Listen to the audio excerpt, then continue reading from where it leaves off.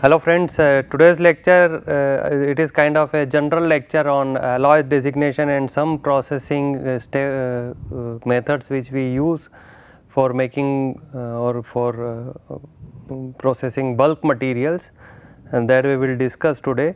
Okay, so in alloy designation, first alloy which is of utmost importance and widely used is steel. Okay, and in steel there are different grades of steel are available, okay, and these are given by designation, okay, provided by these two agencies. Okay, so AISI is American Iron and Steel Institute, and SAE is Society of Automotive Engineers. Okay, so these two agencies are responsible for making the grades or making the designation for the grades for different materials. Okay, so in this case steel, for steel it is given. So SAE designation, if you see, there are different numbers are given here, okay, and then XXX is written. So the first digit here actually specifies the major alloying element. Okay, so for example, if it is only plain carbon steel, only carbon is added as an alloying element, then it will be having the first digit as 1, and then there are 3 more digits remaining there. Okay, so the first digit is specify, if it is 1, that means it is going to be the carbon, okay, is main alloying element. If it is 2, then nickel will be there as a major alloying element. Okay, of course carbon will also be there, but now the main alloying element is nickel, and which actually dictates the properties.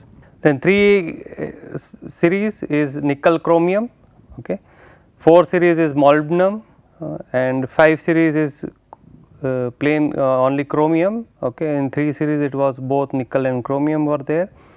6000 series is chromium and vanadium, 7000 is tungsten, 8000 is nickel, chromium, molybdenum, and 9000 is silicon manganese. Okay, this is one of the important alloy for magnetic application, as we discussed that silicon steel are one of the most important alloys for any transformer application or soft magnetic material application. Okay.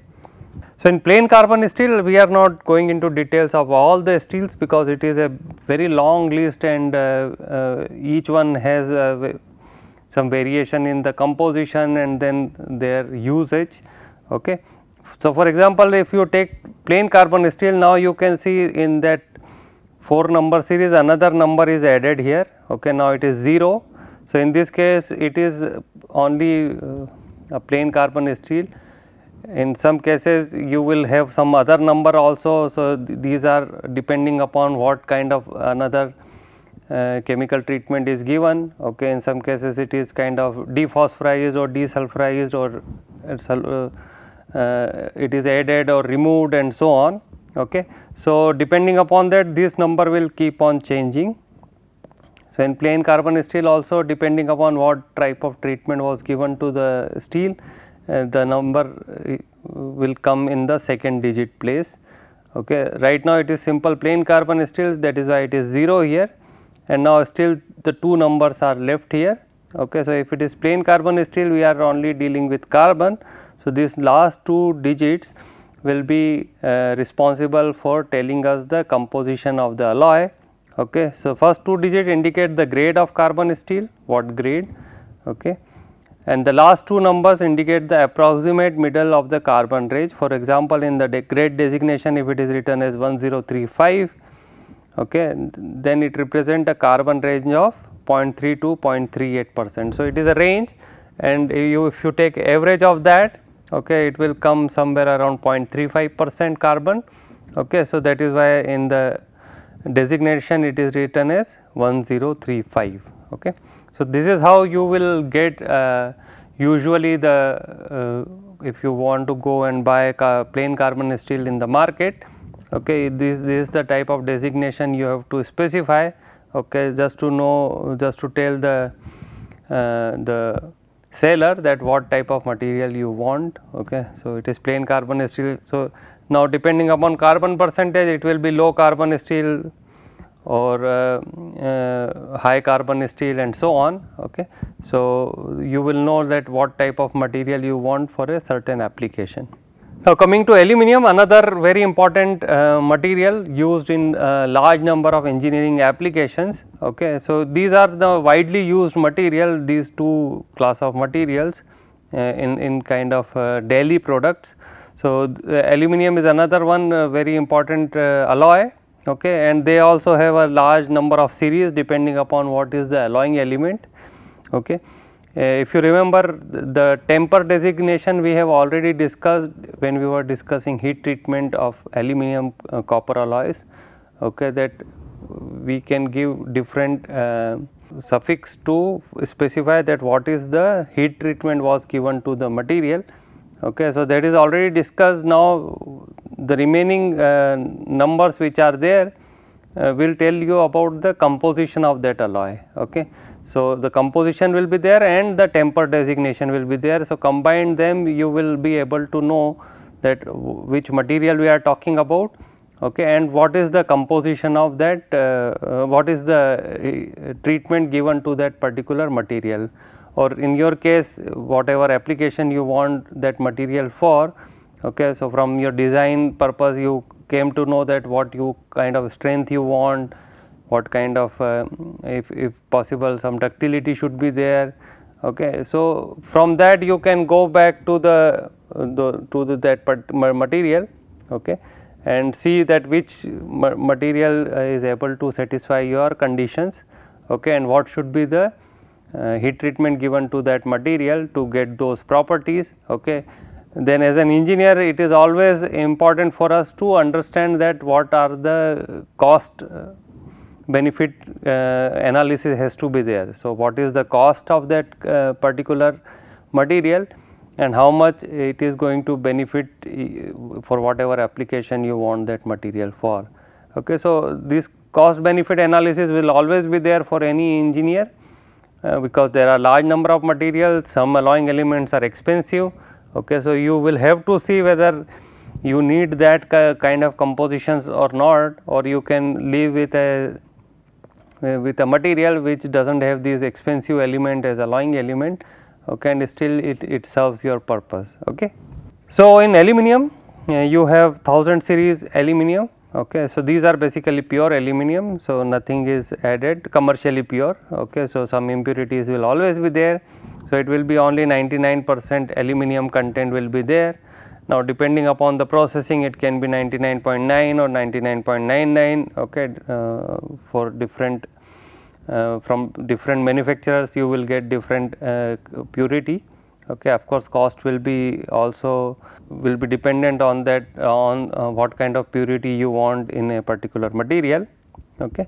And since there is no alloying element here, if you want to kind of change the properties of this material, it can be only done with work hardening. Okay. So, basically you can do a cold rolling or some working operation, okay, to introduce large number of dislocation in the material, and thereby you can have work hardening in the material.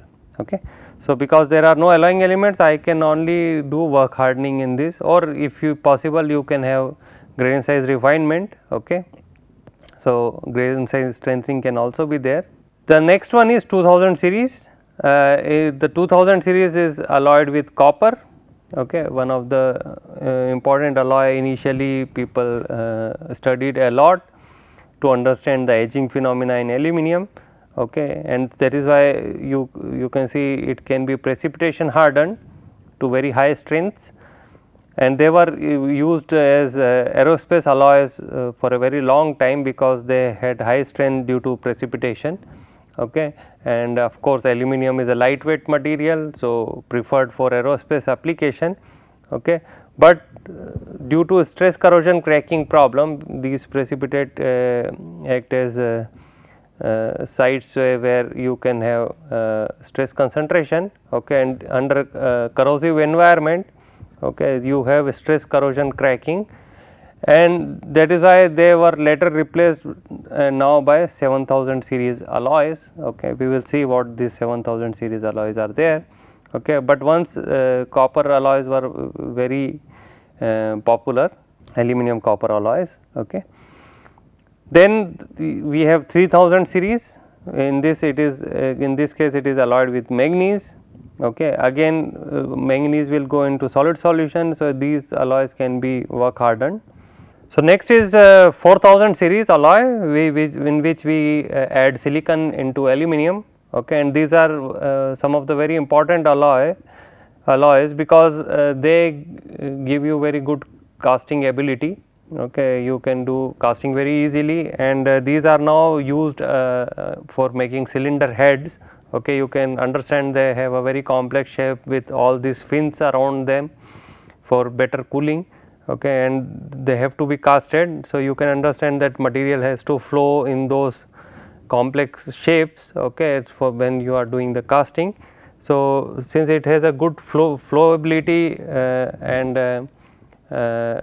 to get into those mold shapes, okay, that is why these kind of aluminum silicon alloys are used for making this cylinder blocks nowadays. The next is 5000 series alloyed with magnesium. Okay. It offers superb corrosion resistance. So, wherever you need a good corrosion resistance, for example, in marine application, okay, where the for example, ship is in saline water, so corrosion will be very fast in these kind of conditions. There this aluminum magnesium alloy are very good, they have very good corrosion resistance. Okay. And out of this 5083 alloy is one of the most popular alloy which is used in marine application. Okay. And because it has the highest strength in non-heat treatable alloys. Okay. So, these are non-heat treatable, they do not show precipitation within the grain. Okay. So, either they are in the solid solution, or if any precipitate is also forming, they will form at the grain boundary. Okay. So, these are cannot be hardened using precipitation. Okay. You cannot do aging of these alloys.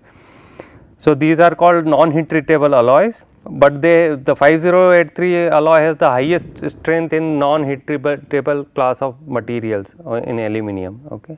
And they have a very good corrosion resistance, that is why they are used in marine applications.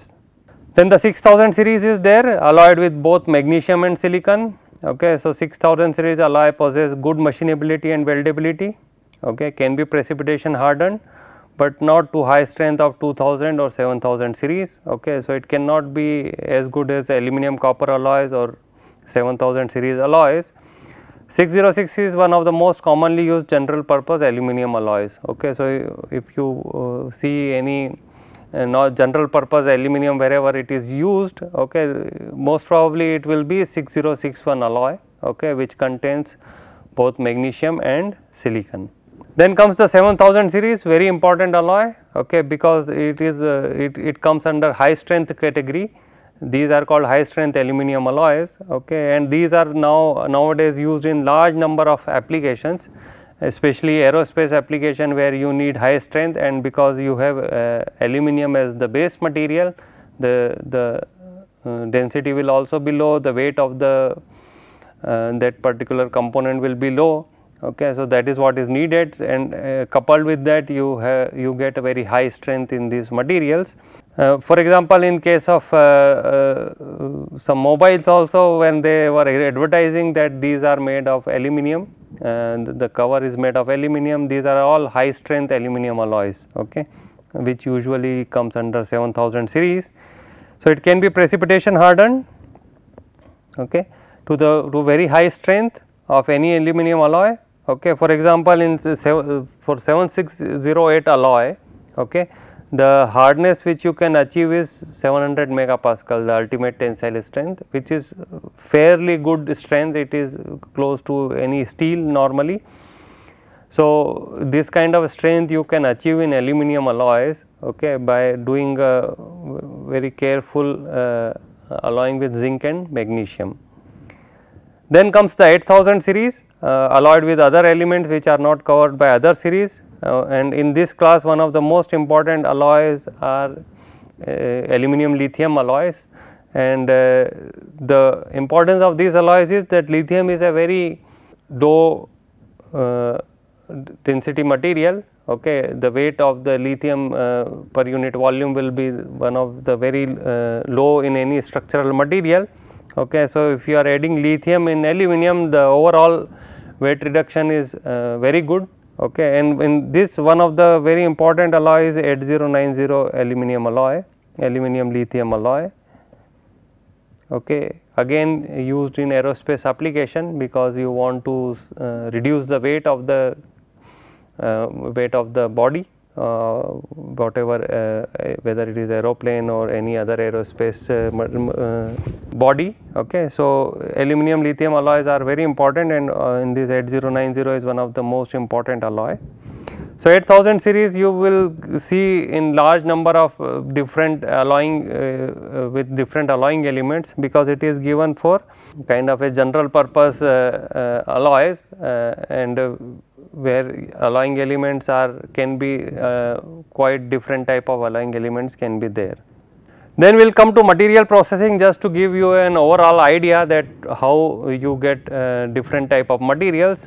So, we are not going in the processing like from ore to the main material which you get. Okay. So, we are not going into that processing right now, okay, because lot of processing is done in secondary processing also. For example, if you want to recycle steel or you want to recycle aluminum, okay, so that is already been extracted, refined, okay, and you have the material in useful composition. Okay, so these are again remelted and you do casting. So, lot of these industries are also there, and some industries are there which starts from the ore itself and then do the refining and later on do the other processing. Okay. So, right now we are not going into that part.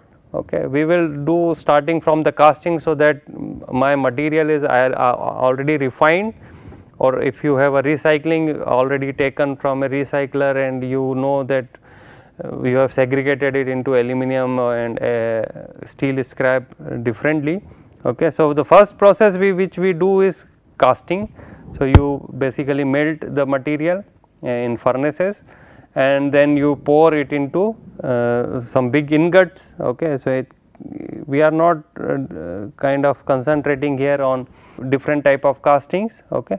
Bulk material processing, that you do casting in ingots.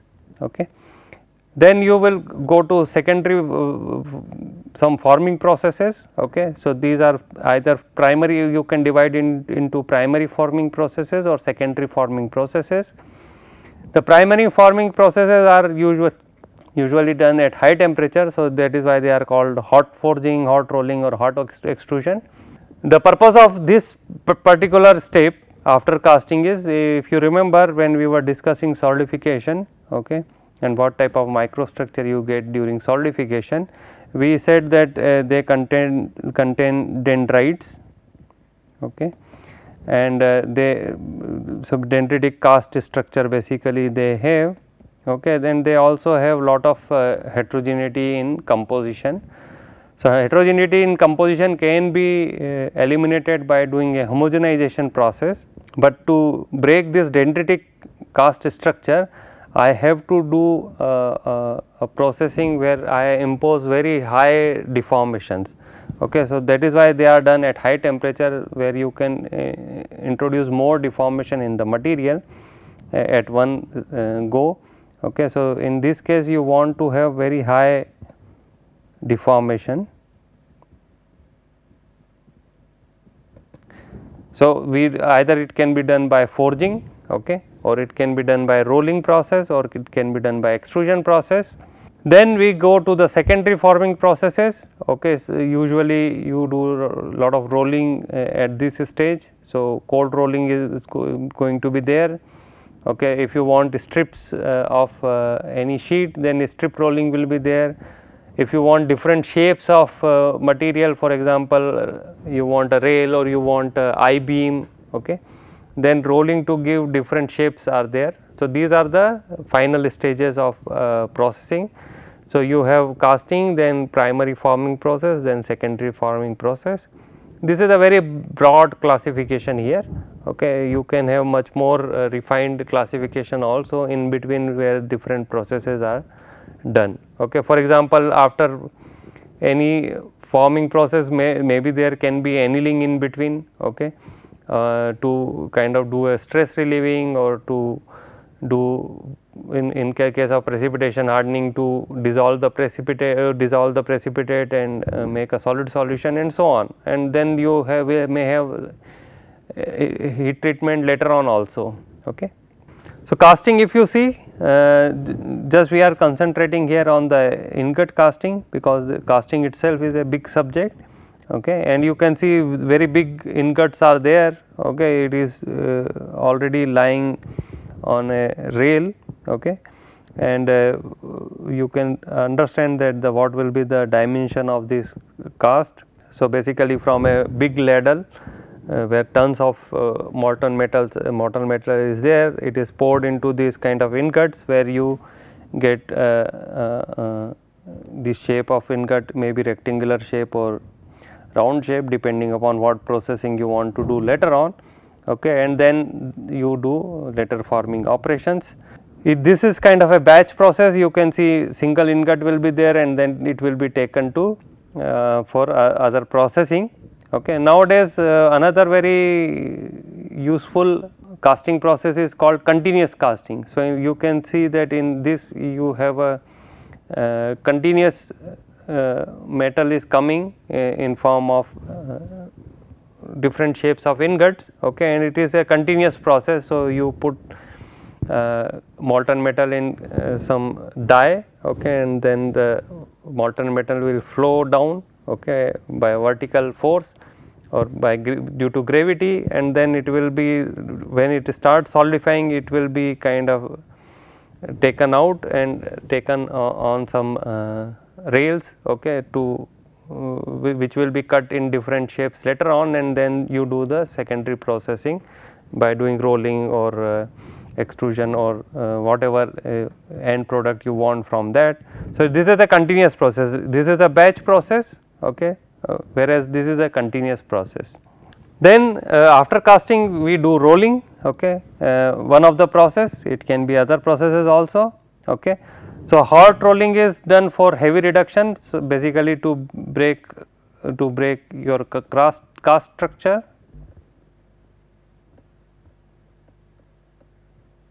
Okay.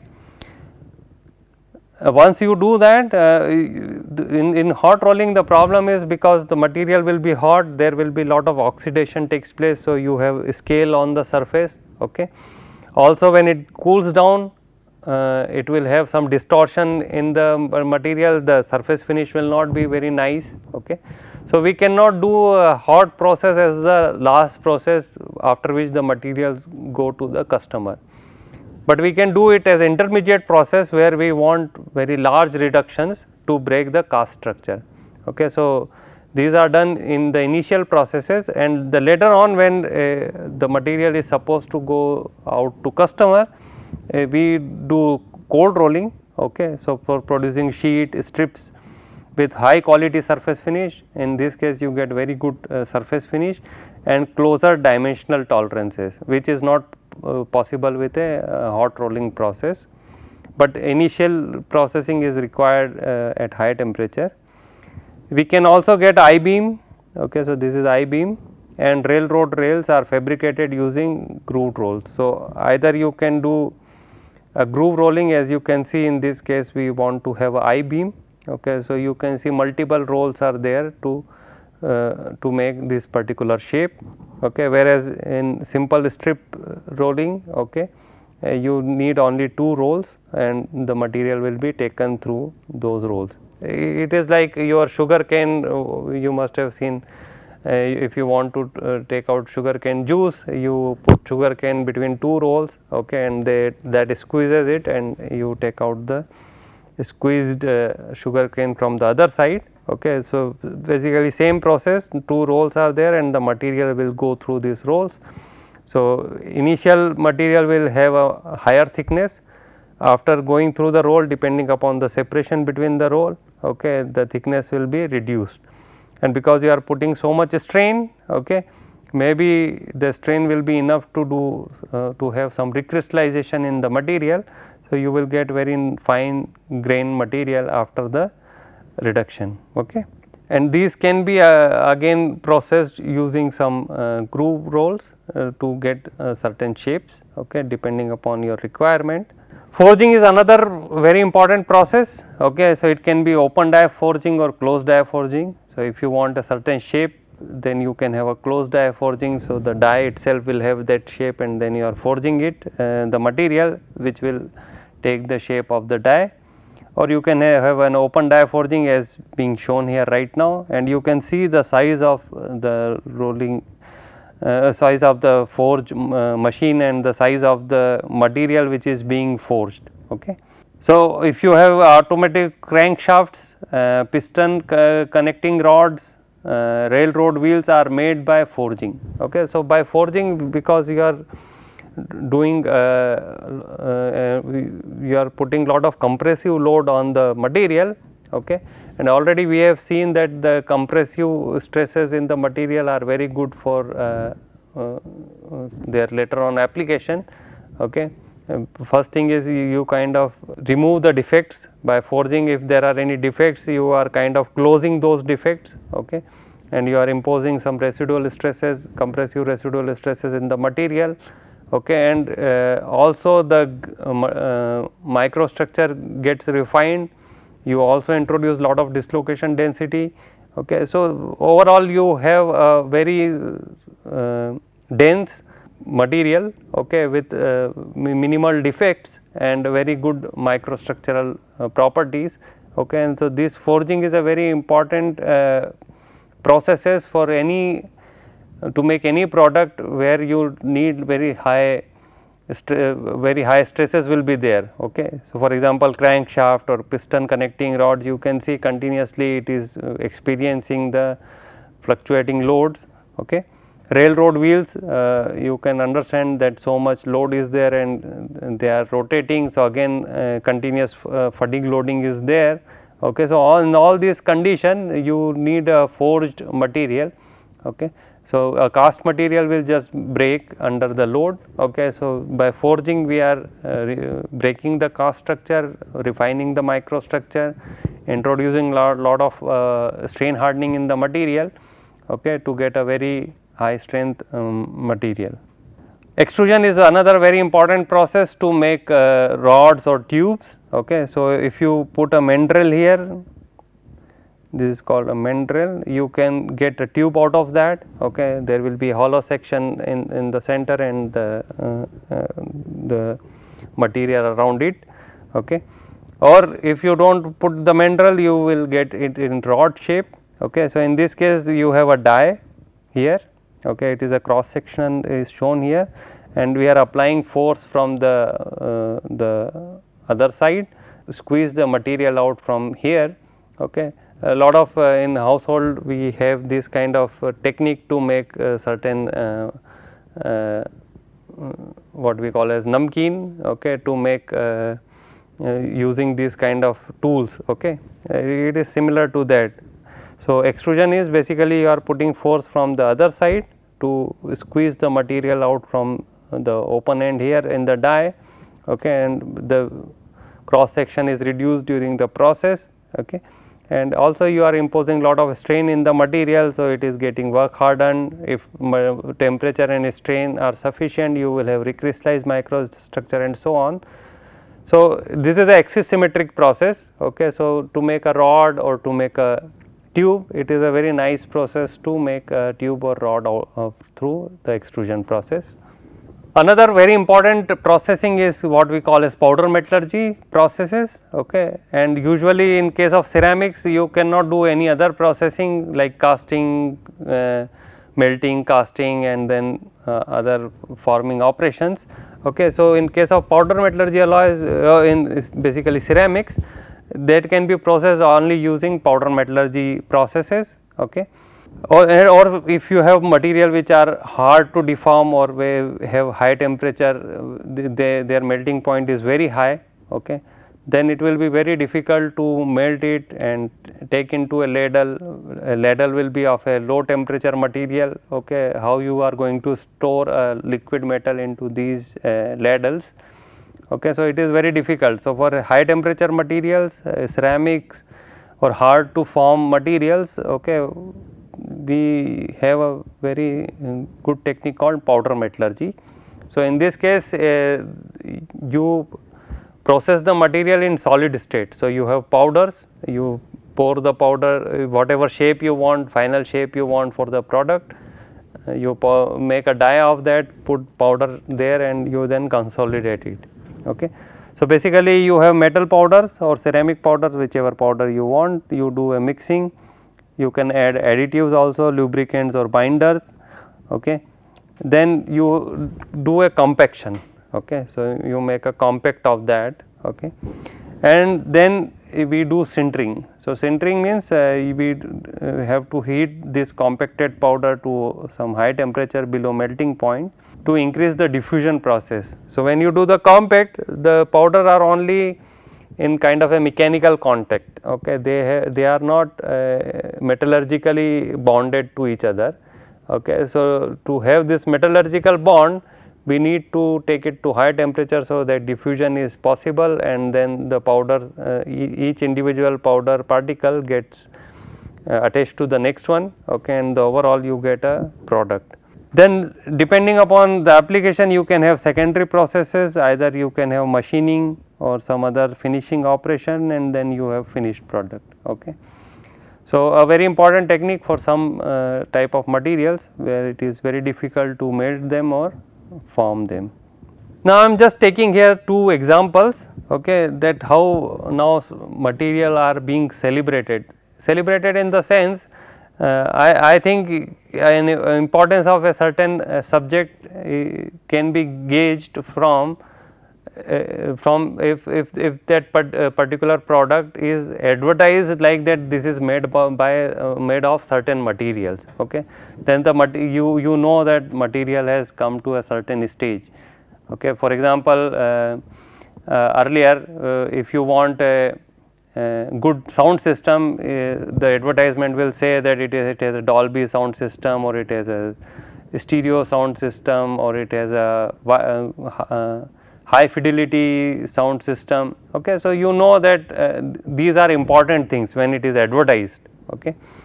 So, for me the importance of material comes when the materials or that specification comes in the advertisement of the product. Okay. So, I am just taking here two examples where the materials are celebrated because they are being advertised that because of these material you are getting some special properties, okay, or some special product you are getting. For example, car bodies, now advanced high strength steels are being used in car bodies. Okay. Recently you must have heard that in a lot of these crash tests none of the Indian cars could qualify. Okay. Almost all failed in those crash tests to see that whether any impact on the car, whether the passenger will survive or not. Okay. So, now all these new cars which are coming, they are coming with a material which is called advanced high strength steels. So, they have very high strength. Okay. So, by that you can also reduce the weight of the car body, and at the same time you have very high strength. So, both it is good for safety, okay, because you have a high strength material to take the impact load, and also it reduces weight of the car. Okay. So, you have improved safety, at the same time you have reduced weight. Okay. So, that is why these advanced high strength steels are very important, and the strength is there because of the alloying elements. Okay. Some alloying elements are added to get very high strength in these material. So, basically the structure is made by advanced high strength steels. The car body, that is the plates which are covering the car, those are not very high strength. As I told you earlier also, those are interstitial free steels, IF steels. Okay. So, only the structure, the main structure or the body of the car, okay, that is a advanced high strength steels, and the remaining which is like panels which is covering the car, they are usually IF steels. Another product, smartphones. Okay. So, one of the most important specification given in any smartphone is that what type of glass is used. So, these are Gorilla glasses, all and they are trademark of certain company. Okay. So, they are advertised like they have very high resistance to scratches. So, you will not have scratches on the screen. Okay. And then they are also now coated with nano silver. Okay. So, they do not have any smudging will be there, or little bit antibacterial properties also. Okay.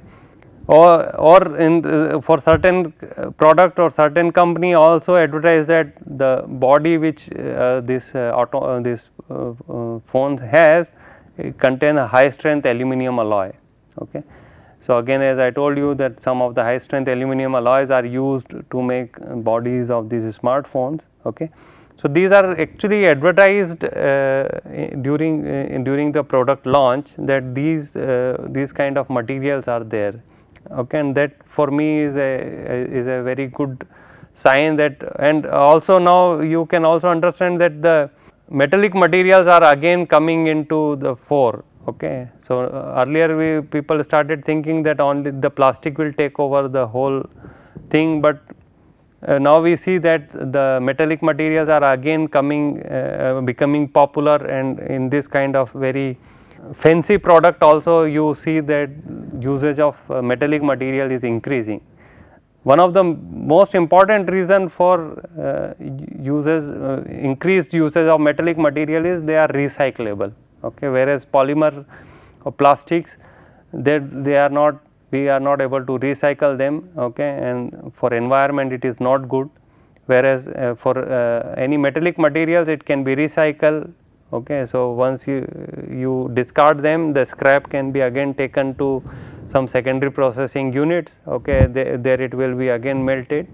Okay. And you can again start getting a new product out of that. Okay.